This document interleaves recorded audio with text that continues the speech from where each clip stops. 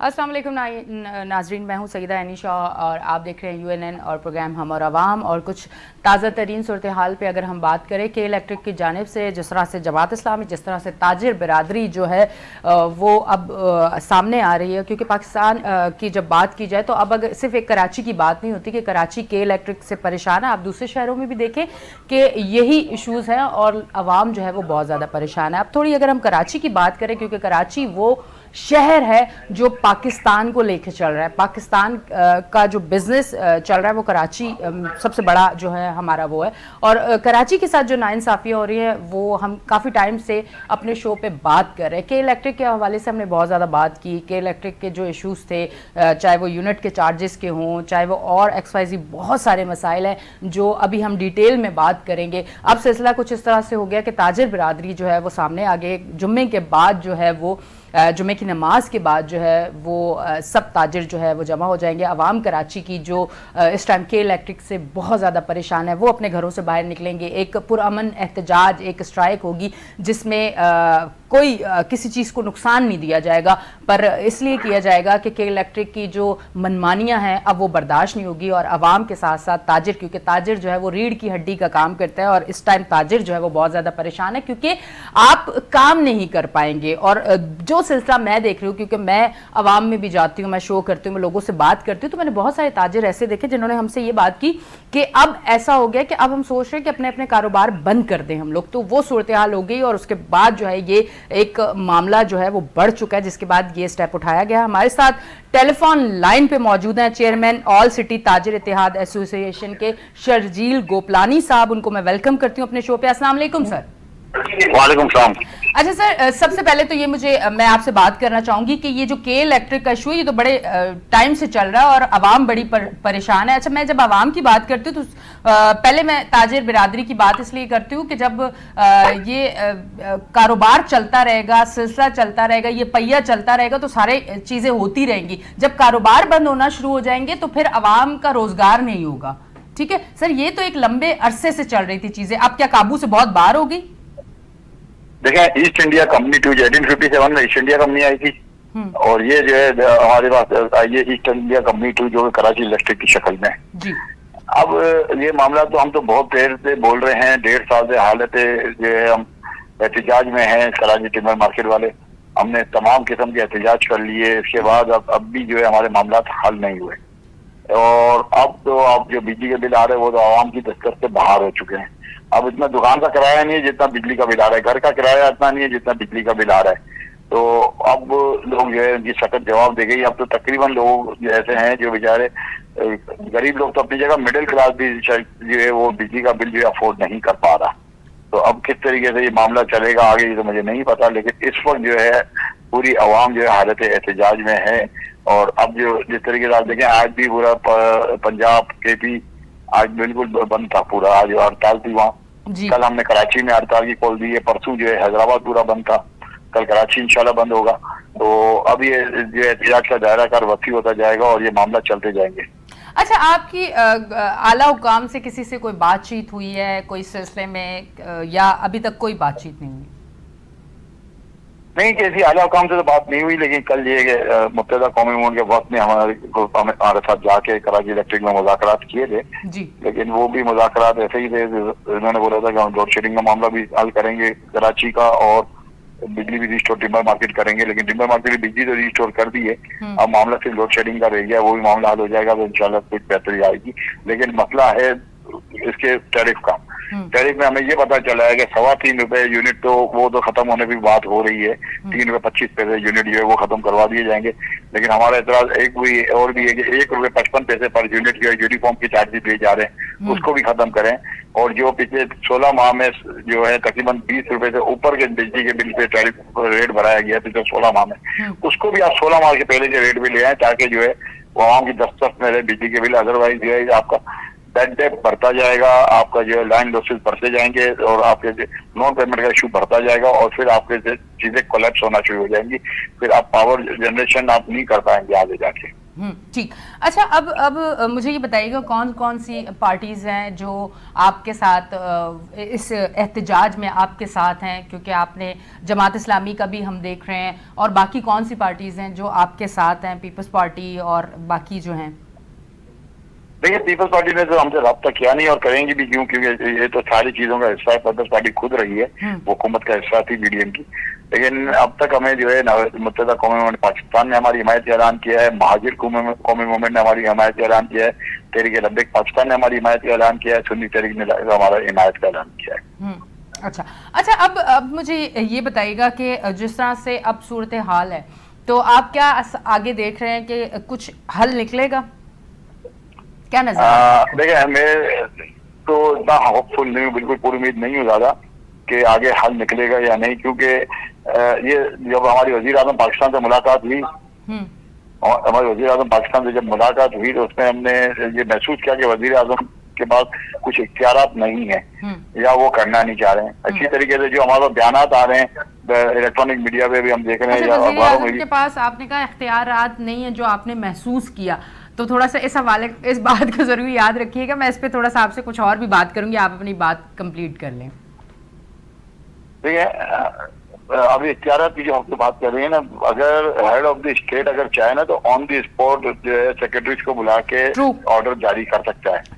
लेकिन head of the state जो है वो अगर वो ना चाहे तो उसको मैं क्या कह सकता हूँ? जहाँ विल होगी वहाँ काम होगा ना, जब विल ही नहीं होगी इसको क्या करेंगे आप?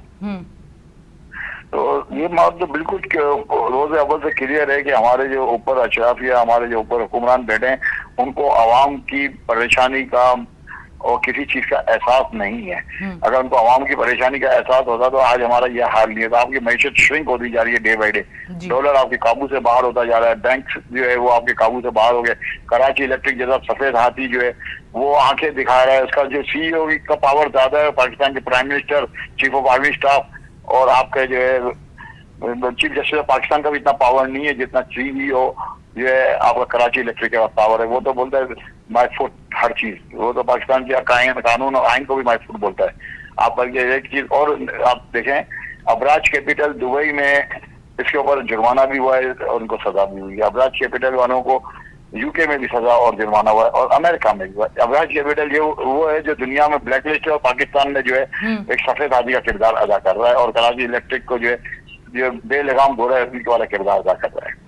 ठीक। अच्छा, अब मुझे बताइएगा अवाम का किस तरह का फीडबैक है? अवाम आपके इस एहतजाज में किस तरह से आ रही है और उनका क्या कहना है? थोड़ा सा उस हवाले से बताएंगे। देखें, ये एहतजाज हमारा नहीं, ये अवाम का ही एहतजाज है और अवाम की पुरजोर बहुत ज्यादा दबाव था तो हमने ये हड़ताल की कॉल दी और अवाम ये चाह रही है कि कराची का जो एहतजाज है वो अलग से रिकॉर्ड कराया जाए पूरे पाकिस्तान से हटके। उसकी सबसे बड़ी वजह ये है कि पाकिस्तान में देखें हमारे पे जो टैक्सेस लगते हैं वो शायद पंजाब में नहीं लगते। अगर वहाँ पे कोई टैक्सेस लग जाए तो कोर्ट उनको फेवर देके उन टैक्सेस को वेव कर देती है। आज भी बिजली का बिल जिस पंजाब का जो बिल आता है हमारा बिल उससे डबल है जी। उसमें पंजाब पे इतना टैक्सेस नहीं ली जाते, पंजाब के मीटर इतने फास्ट नहीं चलते जितने हमारे मीटर फास्ट चल रहे हैं। 30% हमारे सिर्फ मीटर फास्ट चलता है और हम कहीं अपनी आवाज भी नहीं बुलंद कर सकते। हमारी कराची इलेक्ट्रिक के खिलाफ पटिशन कोई कोर्ट लेने को तैयार नहीं है। हमारे जो है कराची इलेक्ट्रिक के खिलाफ कोई मामला जो है कहीं और नहीं सुने जाते। इसी तरीके से जो टैक्सेस अभी 7E का टैक्स लगाया गया है आपके रियल एस्टेट के ऊपर, 7E के कानून जो है पंजाब में भी लगाया गया था। पंजाब में लाहौर हाई कोर्ट ने इसको स्टे दे दिया, इस्लामाबाद हाई कोर्ट ने उसके ऊपर अमल किया। पूरा पंजाब आपका रहीम यार खान से लेके तो सारा पंजाब जो है वो एक पेज के ऊपर सेक्स दिया गया। जब हमारे लोग जाते हैं सिंध हाई कोर्ट में तो हमारी जो है अपील जो है रिजेक्ट कर दी जाती है। तो कितना बड़ा जुल्म है कराची के साथ कि हम उसको सजा भी कहीं बुलंद नहीं कर सकते। अदल भी हमारे लिए नहीं है, स्टेट भी हमारे लिए नहीं है, इंसाफ भी हमारे लिए नहीं है। अच्छा, अब मुझे शर्जील गोपलानी साहब ये बताइएगा कि जहां अवाम, जहां ताजिर, जहां कराची के शहरी खुश नहीं है के इलेक्ट्रिक से, वो ये चाहते हैं कि या तो के इलेक्ट्रिक बेहतर हो जाए जिस तरह वो चाह रहे हैं। मतलब ये नहीं कि आप फरमाइशी कोई प्रोग्राम, ऐसा नहीं है, जो एक तरीके की चीज़ें उस तरह से हो जाए। अगर उस तरह से नहीं हो रहा तो दूसरी कंपनी कोई आए और हम लोगों को बेहतर सहूलत दे और अवाम को जो है वो रिलीफ मिले। तो इस तरफ क्यों नहीं सोचा जाता? इसकी क्या वजूहत आपको नजर आती हैं? कंपटीशन कमीशन ऑफ पाकिस्तान का काम ये है कि पाकिस्तान के अंदर कोई कार्टेल नहीं बने, कोई जो है मोनोपोली नहीं हो किसी की। एक कंपनी अगर है एक कंपनी अगर है तो वो जो है मोनोपोलाइज करेगी, कार्टेल बना के अपना काम करेगी। ये कंपटीशन कमीशन ऑफ पाकिस्तान का काम है। क्यों आज तक दूसरी कंपनी पाकिस्तान में नहीं आने दी गई?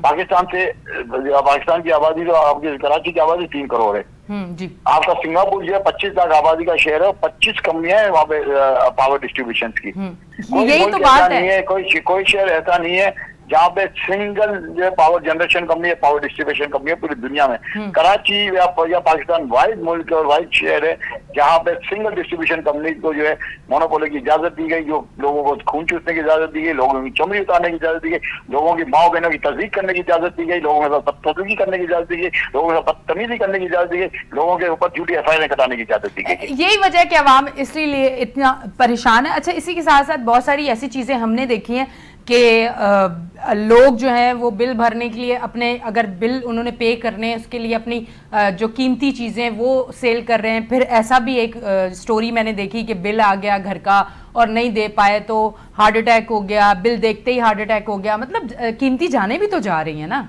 ये भी तो सूरत हाल है। अलमिया ये है कि इसके बावजूद स्टेट के हेड के हुकूमत में जू भी नहीं रहेंगी।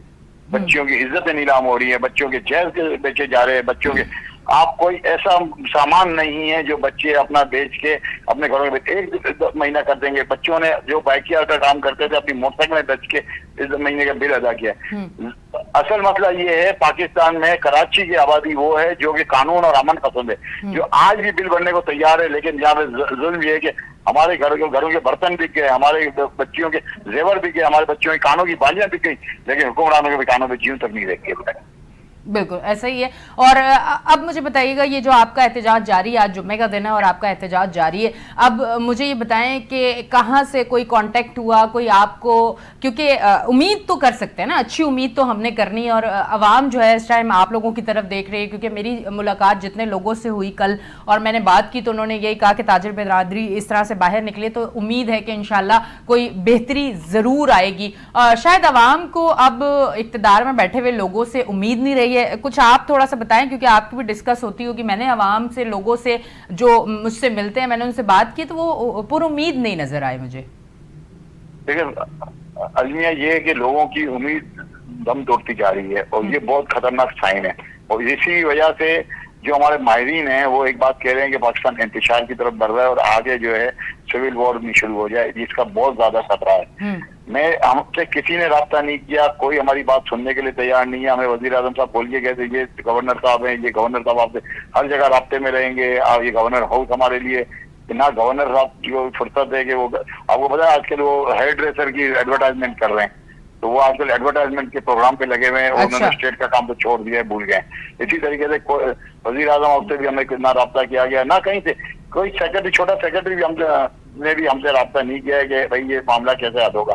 और हम आज से नहीं, हम तकरीबन 1 माह से तो रोडों पे हैं। जो कभी हम रोटर मार्केट में एहतजाज कर रहे हैं, कभी हम सदर में एहतजाज कर रहे हैं, कभी हम महमूदाबाद में एहतजाज कर रहे हैं। रोजाना की बुनियाद पर हम एहतजाज कर रहे हैं, लेकिन एहतजाज का कोई भी समर हासिल हमें नजर होता हुआ नजर नहीं आ रहा। कराची का कारोबार एक दिन बंद होता है तो कितना नुकसान होता है, कुछ बताना चाहेंगे? अरबों रुपए का नुकसान होता है कराची कारोबार बंद होने से, लेकिन नहीं ये बताता चलूंगा अब अरबों का नुकसान नहीं है, अब नुकसान ही नहीं होता क्योंकि कराची में वैसे ही कारोबार नहीं है।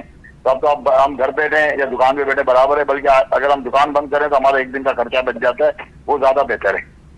ठीक है सर, इसी के साथ साथ के इलेक्ट्रिक की बात हो रही, थोड़ा सा ये भी बताएं कि आप अपने आप को सेफ और सिक्योर महसूस करते हैं जिस तरह के अब हालात है। वैसे तो हमारा मेन जो आज का टॉपिक है वो एहतजाज पे ही है के इलेक्ट्रिक के हवाले से, पर थोड़ी सी अगर बात आप चंद मिनटों की अगर इस पे करना चाहें, जिस तरह से अब स्नैचिंग हो रही है, जिस तरह से पिस्टल लेके आ जाते हैं और भरे मजमे में लूट के चले जाते हैं, उस हवाले से आप क्या कहना चाहेंगे? देखिए बेरोजगारी की इंतहा तक पहुंच चुकी है, लोगों का रोजगार खत्म होता जा रहा है, लोगों की जरूरतें पूरी नहीं हो रही। इस वजह से क्राइम का रेशियो डे बाय डे बढ़ता जा रहा है। आप देखें औरतों बच्चों को भी नहीं छोड़ा जा रहा, बच्चों से भी जो है डकैती हो जाती है। औरतों के जो रोडों पे जिस तरीके से बदतमीजी करके डकैतियां कर रहे हैं, ये तहजीब कभी भी कराची या पाकिस्तान की नहीं थी। कभी हम तो सुनते थे डाकू भी ज़र्फ वाले होते हैं, लेकिन अब तो डकैत ऐसे हैं कि जहाँ उनको माओ का ख्याल है, ना बहनों का ख्याल है, ना बच्चों का ख्याल है। क्योंकि सर उसकी सबसे बड़ी वजह जो है वो हमारे साथ जो कराची इलेक्ट्रिक जैसा सफेद हाथी हमने पाल लिया है, इसी तरीके से हमारे रोजगार सारे खत्म होते जा रहे हैं। हमारे जो मिनिस्ट्री ऑफ कॉमर्स और फाइनेंस की जो पॉलिसीज हैं उससे आपका कारोबार तबाह हो रहा है, आपकी इंडस्ट्रीज बंद होना शुरू हो गई हैं। 4.5 लाख लोग पिछले 7 माह में ताजिर इस मुल्क से हिजरत करके चले गए हैं और अगले 5 माह में भी हमें लग रहा है 4-5 लाख लोग जो है बाहर जाने की तैयारी कर चुके हैं। इस वक्त कोई एम्बेसी ऐसी नहीं है जिसके पास 2 साल से पहले आपको लिए अपॉइंटमेंट हो वीजा देने के लिए। तमाम एम्बेसीज के पास कोटा खत्म हो चुका है, वो 2-2 साल तक बुके हैं जो आपको जो है वीजा इस वक्त प्रोवाइड नहीं कर सकती। इसकी वजह यह है कि पाकिस्तानी बड़ी तादाद में जो इनके पास वसाइल हैं वो इस मुल्क को छोड़ के जा रहे हैं और बाहर शिफ्ट हो रहे हैं। ठीक। अच्छा शर्जील साहब, ये भी बताइएगा कि के इलेक्ट्रिक की जानिब से आपको धमकियां भी मिली हैं, इस पर कुछ कहना चाहेंगे? किस तरह की धमकियां और क्या? बिल्कुल देखें, केई ने एक बड़ा गलत इल्जाम करने की कोशिश की कि अहले इलाके की बिजली बंद कर दी और लोगों में इंतशार पैदा किया और 2 लोगों को एंगेज किया जिन्होंने जो है मुझ पे अटैक करना था। मेरे पास उनके नाम भी मौजूद हैं। अच्छा। जिनको ये मेरे इस्तेमाल कर रहे थे और वो मैंने नाम जो है इदारों को बता दिए हैं। मैंने अपने वॉइस नोट के जरिए उनको भिजवा दिए हैं और साथ साथ उन्होंने जो है एक तासुब वाला काम भी किया कि भाई एक खास बरादरी को जो है टारगेट करके मेरे पे चढ़ाई करने के लिए तैयारी की लिहारी से, वो भी हमें पता है। तो वो पूरी कोशिश कर रहे हैं कि ये मामला जो है सोहेल वाला बना के मुझ पे अटैक किया जाए और फिर कहा यह जाएगा कि अहले इलाका ने मुझ पे हमला किया और मेरे जो है इसमें डेथ हो गई या मैं इंजर्ड हो गया। यानी कि आपको इस टाइम जानी नुकसान भी हो सकता है, आपको खतरा है बहुत ज्यादा? बिल्कुल है, क्योंकि आपको पता है माफिया है। उन्होंने मुझे साफ कहा है उनके डायरेक्टर ने कि भाई हम तो आपके ऊपर 10 करोड़ भी खर्च कर सकते हैं, आपके पास 10 रुपए भी नहीं। और हम सीधी बात है, उन्होंने ये भी बात की है हम वकील नहीं करते, हम जज करते हैं। अच्छा मुझे साथ साथ ये बताइएगा, आप पे FIR भी हुई है, इसके हवाले से कुछ कहना चाहेंगे?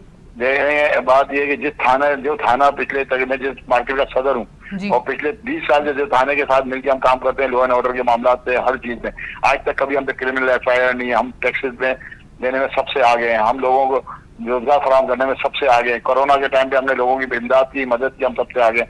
हम जिस मार्केट में बैठे हैं वहां से हम लोगों को बिलासूदी कर्जे देते हैं और इलाके की खिदमत करते हैं कारोबार के साथ साथ। उस थाने में मैं कराची इलेक्ट्रिक के खिलाफ FIR नहीं करा पाया हूँ, लेकिन कराची इलेक्ट्रिक मेरे पे FIR भी कटा दी और मेरे को जो है अब कोर्ट में जा रहा हूँ तो मेरी बेल भी कंफर्म नहीं होने दे रही। अच्छा, आपकी बेल भी कंफर्म नहीं हो रही? नहीं। ठीक है, इंटरिम बेल पे हूँ। सॉरी, आवाज क्या कह रहे हैं? मैं इस वक्त इंटरिम बेल पे हूँ और मैं इस वक्त मुल्क भी नहीं छोड़ सकता। मैंने 2 तारीख को पाकिस्तान से एक बड़ा डेलीगेशन लेके कनाडा जाना था और पाकिस्तान की नुमाइंदगी करनी थी टिम्बर ट्रेड पे, लेकिन मैंने वो डेलीगेशन कैंसिल किया है और मैं पाकिस्तान की नुमाइंदगी करने नहीं जा रहा हूँ क्योंकि मैं इस वक्त इंटरिम बेल पे हूँ। इंटरिम बेल पे मैं दुनिया के बगैर कहीं का सफर भी नहीं कर सकता। ठीक है सर, बहुत बहुत शुक्रिया, आप हमारे साथ टेलीफोन लाइन पे मौजूद थे और आज का जो ताजिर बिरादरी की जानिब से हड़ताल और एहतजाज पुरअमन, इस पे हम बात कर रहे थे। अभी शो में जो है वो ब्रेक का टाइम आ चुका है, ब्रेक लेते हैं, ब्रेक से वापस आते हैं।